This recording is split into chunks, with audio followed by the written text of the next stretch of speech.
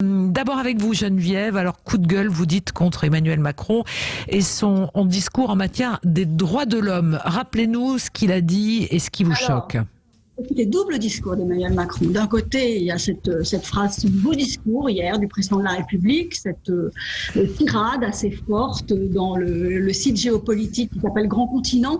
Il s'offusque le président d'un certain relativisme en faveur de valeurs universalistes de la part des nations.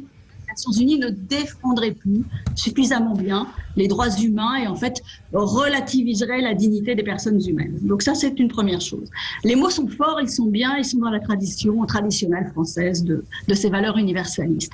Et puis d'un autre côté, il y a les actes du président de la République.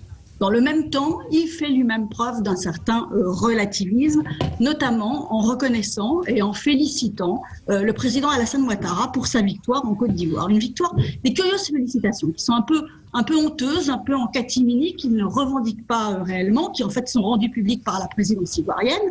Réélection qui est en réalité fictive, puisque ce troisième mandat n'est pas légitime et anticonstitutionnel. Alors la Côte d'Ivoire, c'est un pays où la France a de nombreux intérêts, mais la réalité aujourd'hui, c'est un pays qui s'enfonce chaque jour un peu plus dans une dictature. Les manifestants sont attaqués à la machette, comme Amnesty International l'a redit et l'a dénoncé avec une grande force hier.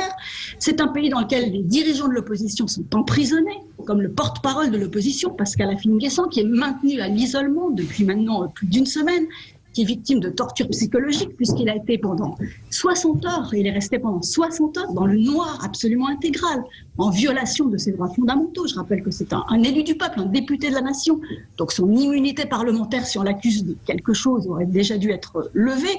Donc on a envie de dire au chef de l'État, c'est très bien de s'offusquer, de mettre les Nations Unies en cause, mais c'est encore mieux d'agir soi-même plutôt que de donner uniquement des leçons à la communauté internationale. Donc, Monsieur le Président, passez de la parole, qui est très forte, la parole de la France, aux actes, afin que demain, sur l'ensemble du continent africain, en fait, où les peuples nous regardent et nous écoutent et ont une relation forte avec nous, la France ne soit pas victime de ce qu'on appelle à Abidjan d'un goumin, c'est-à-dire en fait d'un chagrin d'amour. Est-ce que c'est pas de la réelle politique? Patricia, vous voulez intervenir? Patricia. Moi, je rejoins et je partage totalement ce que vient de dire Geneviève Gotzinger pour la raison suivante. Au-delà de la politique et de la politique française en Afrique, je dirais qu'il y a un problème de droits de l'homme. Il y a eu des violences terribles de la part du chef de l'État réélu ou non réélu en Côte d'Ivoire. Il y a des détentions arbitraires, il y a une absence totale de démocratie dans ce pays. Et je pense que la France a un rôle à jouer dans la mesure où on prend parti pour certains pays qui ne respectent pas les droits de l'homme. Et je pense que la Côte d'Ivoire est aujourd'hui dans cette liste noire des pays qui ne respectent pas les droits de l'homme. Et moi, j'en appelle à tous les Français qui sont soucieux d'humanitaire. Il y a des exactions, il y a eu des exactions terribles. Et je pense que la communauté internationale doit se réveiller. Bravo à Amnesty International qui a dénoncé ces violences, ces exactions et ces détentions arbitraires. Des chefs d'État qui s'accrochent au pouvoir, ça vous rappelle pas quelque chose ?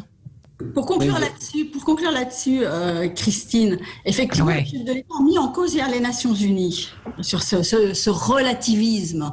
Mais en fait, la haute commissaire des Nations Unies aux droits de l'homme, Michelle Bachelet, a réagi, elle, très fortement contre la violation des droits de l'homme en Côte d'Ivoire.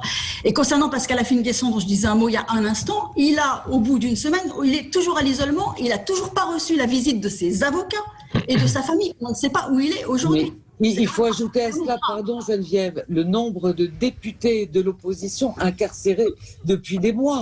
Je veux dire, c'est une situation qui ne peut pas durer et qui est scandaleuse. Imaginez des députés français incarcérés pour leurs opinions.